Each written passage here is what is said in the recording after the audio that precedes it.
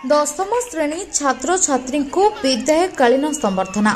ढेंकानाल सहर स्थित सुलक्षणा देवी सरकारी उच्च विद्यालय दशम श्रेणी छात्र छात्री निमंते एक विद्याकालीन सभार आयोजन करा। विद्यालय प्रधान शिक्षयित्री श्रीमती मिनती देहुरी एही सभारे अध्यक्षता करथिले एवं पिलामाने किपरि दशम बोर्ड स्वास्थ्य जत्न नेबा सहित पाठ पढ़ा प्रति सचेतन रहिबे से विषय रे परामर्श देथिले। ए सभारे नवम श्रेणीर छात्र छात्री माने विद्यालय छात्र छात्री मानकु पुष्पगुच्छ और फूल हार देई संबर्धना करथिले।